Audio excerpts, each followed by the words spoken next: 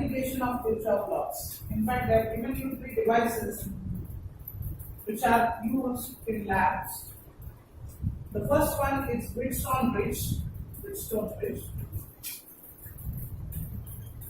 second one is meter bridge. And third one is potentiometer.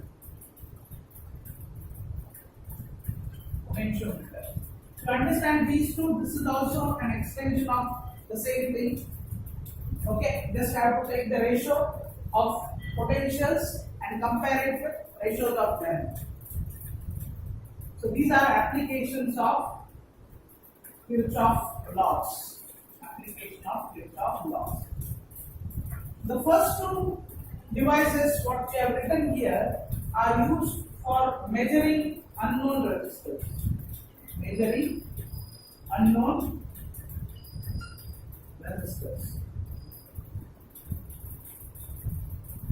Potentiometer is commonly used for two purposes. The first one is, don't remember why potentiometer is used. First one is used for finding internal resistance of a cell. And second one for comparison of EMFs of two cells or two batteries. Comparison of EMFs. Okay.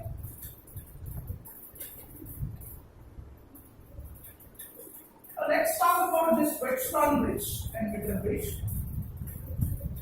As I have told you, both the instruments are used for measuring the unknown resistors. However, the concept of this Wheatstone bridge will teach us how to deal with the balanced circuits. In many of the questions of electric network, just by using the concept of balanced network, you have to solve the problem. Okay, provided the circuit is balanced. Now let's see how this Wheatstone bridge will be able to find out the unknown resistor.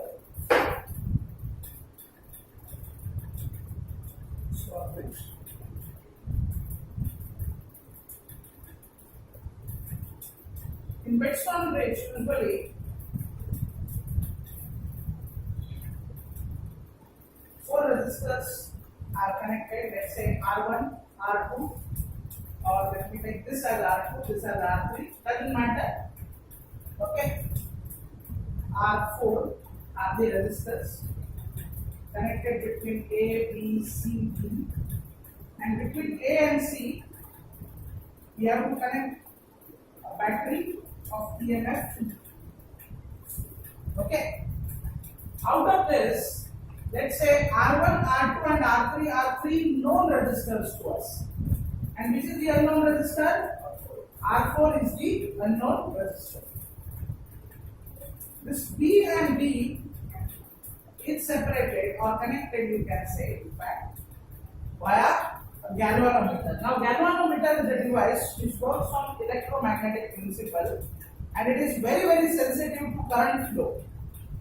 Okay, current flow. So, even when there is a very minute current flow in terms of milliampere or microampere, the galvanometer needle will show you the reflection. When we will revise this magnetism, EMI and AC, I will tell you about the sensitivity of galvanometer also.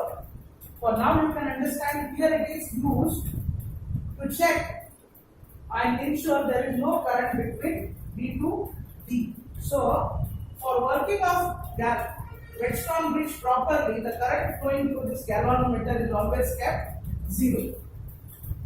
However, because of the galvanometer is connected between these two, we cannot say R1 and R3 are in series and R2 and R4 are in series, right? That is what the problem is. So let's say because of this battery, current I starts flowing in the circuit. I will come till point A and then it will be divided into two currents, I1 and I2. Right? I1 will flow through R1, I2 will flow through R2. Now when it goes at point B, point B. Further, Ig is going here. Doesn't matter. We know that for this case it is 0. Sometimes they might give you a circuit where Ig will have some value. One of the solved problem from NCERT, they have given or they have asked you to find out this Ig. It is not 0. Okay. So here if you check what should be the current by using KCL, you can tell me I1 is incoming. Okay. So what should be this current I3? I3 should be I1 minus Ig. Yes or no? I3 should be equal to I1 minus Ig because if I add both these currents, it should be equal to incoming currents. On the other hand, I2 comes till point D, Ig comes till point D, and what should be current I4 then? I2 plus Ig, right? I2 plus Ig. But fortunately, we know this Ig is already 0. Okay? So for this case, where it is balanced, I3 is equal to I1 and I2 is equal to I4. That we know. Still, they are neither in series nor in parallel. So what we should do in order to find out these resistors, we should apply Kirchhoff's voltage law. First of all, I will apply Kirchhoff's voltage law to ABDA, loop ABDA, and then I will apply it to loop BCDB. First one is this half of the diagram or triangle, the second one is the other triangle. Okay. Now, before we apply Kirchhoff's law, what is our job? To mark positive and negative, right? So, this is the current direction. This should be positive, this is negative. What about this? Positive, negative. Okay, if Ig would have been flowing through the galvanometer, this would have been positive and this is negative, right? The Ig is 0 now. Okay, we say that galvanometer is set at null deflection point. Then in loop ABDA, fortunately we don't have any battery, right? So let us start with point A and we will come back to point A. What is the drop between AB? I1, R1. But we are going from, in I1, R1, we are going from positive to negative. So positive to negative is minus because we are losing something. Minus I1, R1. Then between B to D there is no current, so there is no drop also. From B to A, we are going from negative to positive. From B to A, we are going from negative to positive.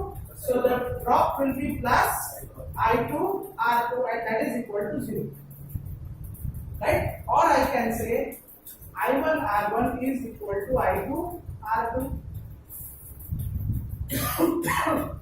Or I can say I2 by I1 is equal to R1 by R2.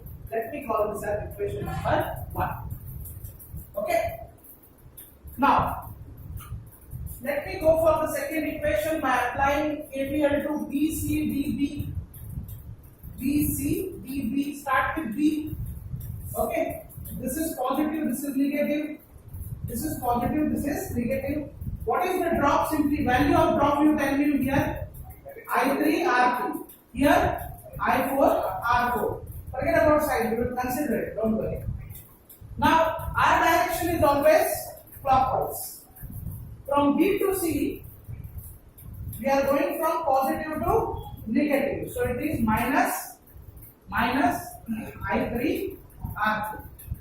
From C to D, we are going from negative to positive. So it should be plus I4 R4 and that is 0. So I can say I3 R3 is equal to I4 R4. Okay. Or if I have to say, I can say I4 by I3 is equal to R3 by R4. But what is I4 value? I4 is nothing but I2, right? Because Ig is 0. And what is I3 value? I3 is equal to I1, right?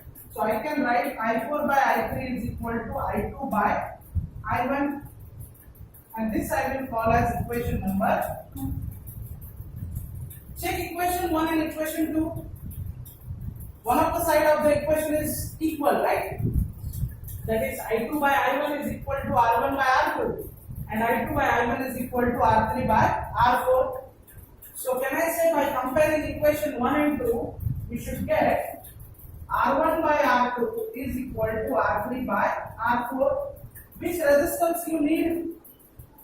R4 we need. So R4 is equal to R3 into R2 by R1. This is the way by which we can find out the unknown resistor of the circuit. Understood? By keeping circuit in balance, that is, the product of these two opposite resistors should be equal. That is, R1, R4 is equal to R2, R3. If we get anywhere this type of condition, we will consider the circuit is in balance and we will find out the equivalent resistance by assuming so. Understood?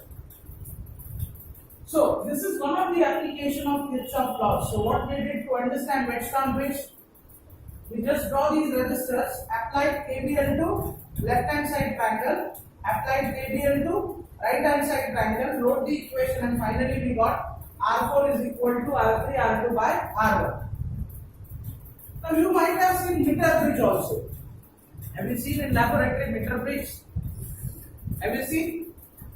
So meter bridge uses one scale, metallic scale of 100 centimeter or 1 meter.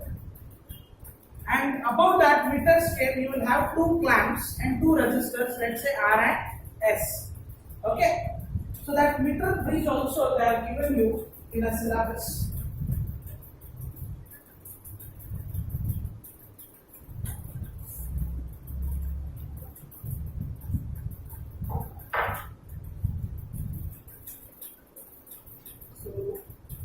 So this is the rough structure I am drawing.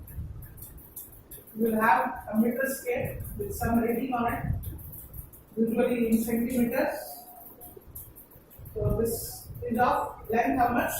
100 centimeter. Let me call it as A, B or AC intentionally.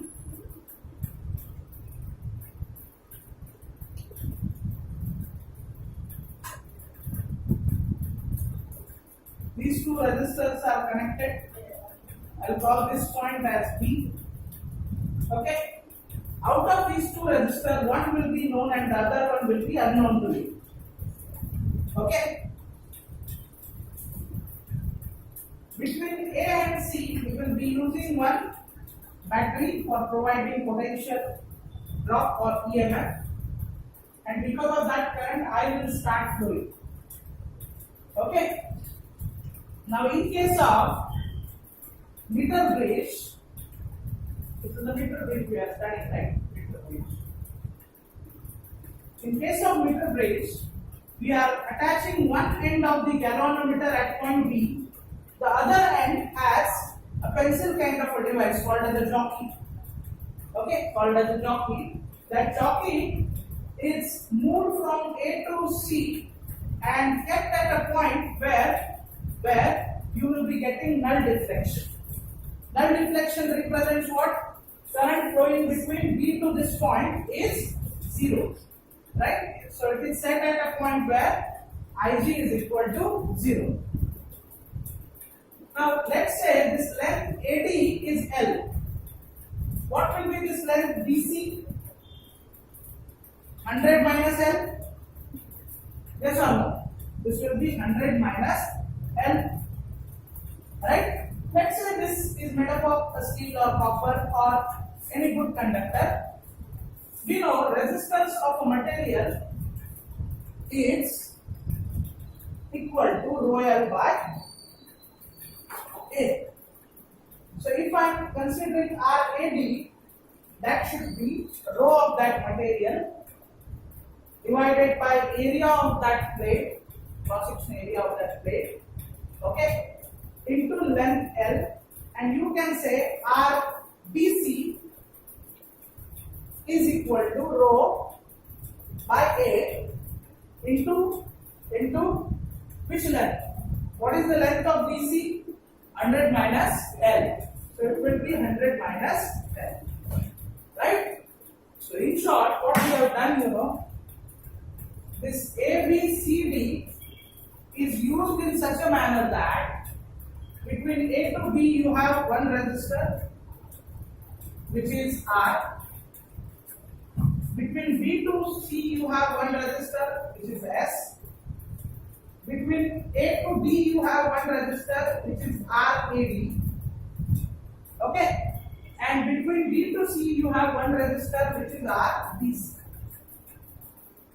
Also, B and D are connected by using galvanometer. That too is kept in such a manner that Ig is equal to 0, and between A to C we have a battery. Now this circuit is familiar with you. What this circuit is?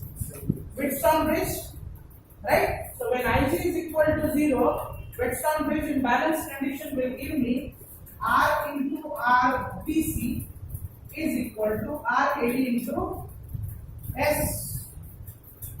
Let's say this S is the unknown resistor. Usually it is kept unknown resistor. So S will be equal to R into RDC by RAD. R into what is RDC? RDC is rho by A into 100 minus L. RAD is rho by A into L. Rho by A will get cancelled and I will be getting 100 minus L divided by L. This is the value of unknown resistor. So meter bridge is nothing but a different form of Wheatstone bridge. That's all. But this is quite easy because there you need 3 known resistors, right? Here you just need one known resistor R because the scale you can directly read. Are you understanding? The scale you can directly read. Right? So these are the 2 applications. Other than this, as I said, we have a potentiometer which is used for comparison of EMFs, okay, and finding internal resistances. I guess the initial topic which I taught in Excel was current electricity, the first topic of the year. So then I did both the derivations to get those relations of internal resistance and EMF, comparison of EMF. So I will not invest my time now to find out that thing and draw the diagram. You can go back and read it from there. If you have any query, in the next class you can ask me. Meanwhile, there are few other concepts you should learn in current electricity, like you have heat dissipation from the resistance. Okay, you have power output of the resistor, you have internal resistance of the cell, and you have combination of multiple cells. These concepts you have already learned in regular classes. While solving problems, wherever the concepts will come, we will try to quickly revise it again. Okay, so let's go for a break, 20 minutes break, and we will come back and try to solve some questions on current electricity. Okay.